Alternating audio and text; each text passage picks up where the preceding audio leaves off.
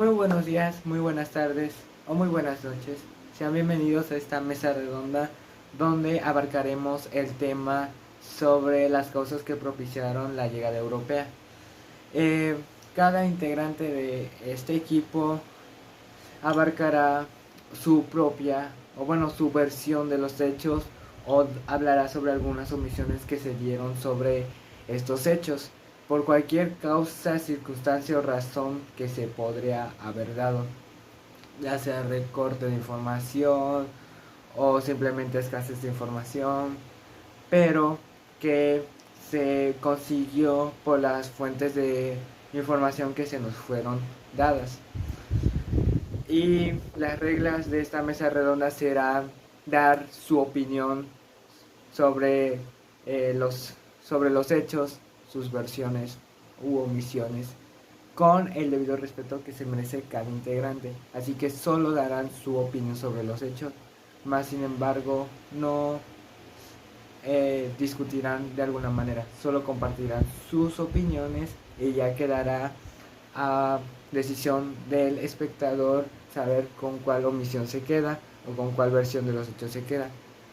Eh, y además de esto podrán tener un poco más de información sobre sobre los hechos de, o bueno, las versiones, omisiones o contradicciones sobre este tema. Así que el primero que va a pasar a exponer sus omisiones va a ser nuestro ingeniero Víctor Manuel Crisanto Grajales. El poblamiento de América empezó hace 490.000 años.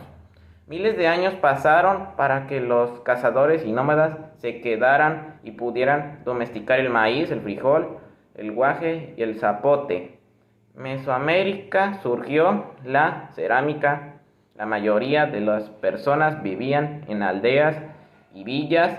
Las aldeas crecían con los habitantes. Las sociedades evolucionaron, hicieron obras hidráulicas y el aumento agricultura y el aumento del trabajo. Gracias, ingeniero Víctor Manuel. Ahora el siguiente que pasará a exponer sus omisiones va a ser nuestro ingeniero José Antonio Villavicencio González. Omisión 1. Si los mexicas identifican a la Tula de Hidalgo como la ciudad sagrada de Quetzalcoatl y le atribuyen mayor importancia histórica a Cholula y a Teotihuacán, es porque esa era su Tula, su metrópoli. Los mexicas habían formado parte de las provincias septentrionales del reino tolteca, quizá en la zona de Querétaro, y habían descendido hacia el Valle de México cuando su metrópoli entró en crisis y abandonó algo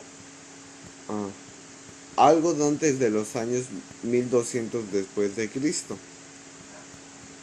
Omisión 2. La región antes de la conquista. Los asentamientos del posclásico donde la gente vivió fueron, en algunos casos, sitios del clásico que fueron nuevamente ocupados por individuos que lo transformado para adecuarlos a la forma de vida,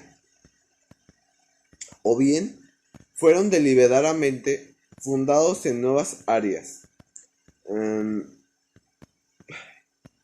El primer caso está ejemplificado por sitios como Xcaret y San Gervasio, Cozumel, en la costa oriental de la península de Yucatán, Champotón en la litoral de Campeche, Lamanay en el interior de Belice y Zaculeu en las tierras altas de Guatemala.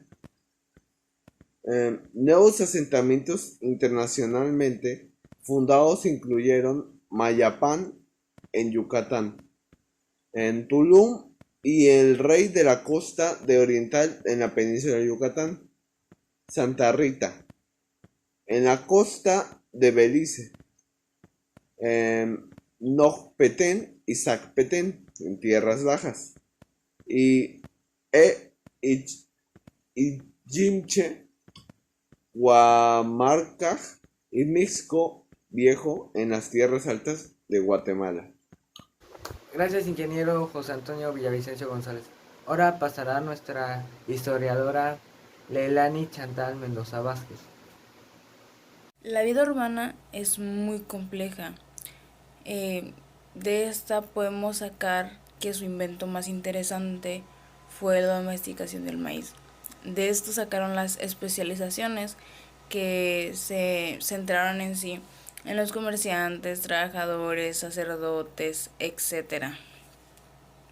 El grano de maíz, por su parte, creó una civilización que tenía como una religión muy compleja, que esta no tendría nada que ver con la que traían los españoles, ya que ellos tenían como que muchas explicaciones, pero no tenían como que una información a nivel científica.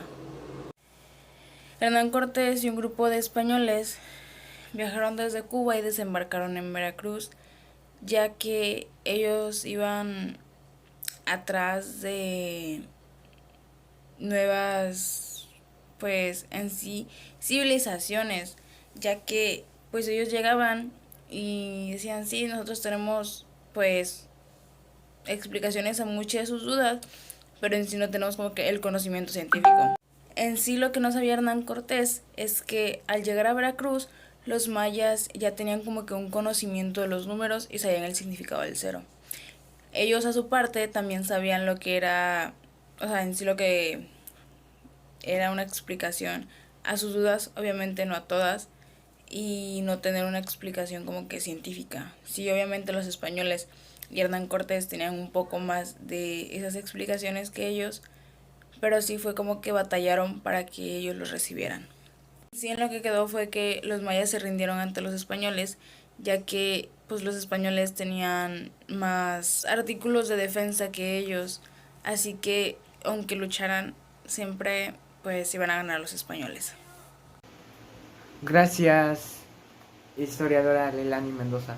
Ahora pasará a nuestros dos historiadores que quisieron compartir una misma versión de los hechos, que sería Ángel Eduardo Suárez López y nuestro otro historiador Giancarlo Real Aquino. Mira, los reyes católicos accedieron a apoyar a Colón y lo asentaron en las llamadas capitulaciones de Santa Fe. Ok, tienes toda la razón con eso. Pero, Solo te voy a especificar ciertas cosas. ¿cómo que? Primero, fue a finales del siglo XV, ¿No? en 1492, para ser exactos, y lo ayudaron económicamente para poder ir en busca de la India. Ok, ok. Bueno, el Papa Alejandro VI emitió dos burlas por la cual España obtenía los privilegios, gracias, libertades y facultades sobre las tierras descubiertas. Y más tarde, tras las protestas de Portugal, se formó un tratado de Tordesillas que definió con mayor precisión los límites de los territorios conquistados por ambos reinos. ¿Sí o Eh, no? pues, ¿qué te puedo decir de esto? En el video que observamos no se habla nada de sobre un tratado, así que no tengo una información concreta para poder argumentarte algo. Así que, Ok, está bien. ok, ok. Bueno.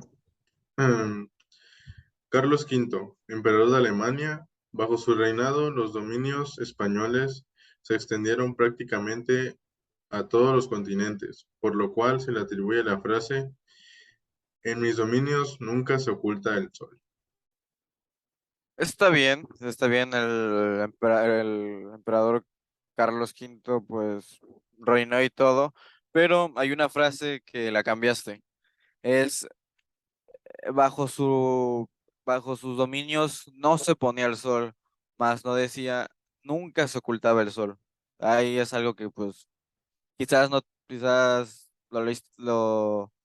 te equivocaste. Ok, entiendo. Cortés obligó a Moctezuma a tranquilizar a su pueblo para que dispusiera las armas. Así lo hizo desde la azotea del palacio de Axayácal, pero recibió por respuesta una lluvia de insultos, flechas y piedras que lo dejaron malherido y a los pocos días falleció. Está bien y todo, pero hay dos cosas, hay dos puntos. El, el rey, pues, de Moctezuma, encaramado sobre un muro, imploró al pueblo que dejaran de pelear. No, Cortés obligó a Moctezuma al pueblo que dispusieran las armas. Y otra cosa que te falló o la cambiaste fue su muerte. Su muerte, pues, por toda la multitud que estaba enojada y a punto de estallar el conflicto, le tiraron una, una pedrada que lo golpeó fuertemente en la cabeza, haciéndolo que muriera al instante. No fueron de días o así, fue al instante. Ok, ahora entiendo, no fue en ese momento, Exacto, no, sí, fue en ese momento por una piedra de la multitud. Ok, muchas gracias por la información. de nada. Para finalizar, pasará nuestro experto Fernando Emilio Torres Pérez. Uno de los más grandes acontecimientos de la historia universal es el descubrimiento de América, ya que no solo amplió la visión del mundo, sino que también dio como resultado el llamado encuentro de dos mundos. A lo largo de 3 siglos de dominio español tuvo lugar un proceso de mestizaje que dio origen a gran variedad de pueblos con dos fuertes raíces que les dieron la identidad y carácter propios. La situación económica que dio lugar al descubrimiento de América conviene destacar que a partir de las cruzadas se asentaron en Europa el reconocimiento y gusto por consumir productos orientales, sobre todo tras el florecimiento comercial impulsado por Génova y Venecia desde el siglo III. Tras el Renacimiento dio lugar a retomar planteamientos que habían sido negados durante la Edad Media, como la redondez de la tierra, de que desde el siglo II ya proponía el Almagesto de Ptolomeo. Asimismo, desde el siglo XIII circularon los mapas portulanos que señalaban los puertos y cosas que se iban explorando, pues desde el siglo X los vikingos ya habían recorrido el Atlántico Norte hasta llegar a Groenlandia y Terranova. De manera simultánea, los adelantados técnicos prometieron que en el siglo XV se comenzará a navegar lejos de la costa mediante el uso de la brújula y el astrolabio. Gracias por su atención y esperamos que esta mesa redonda haya sido de su agrado. Buenas noches.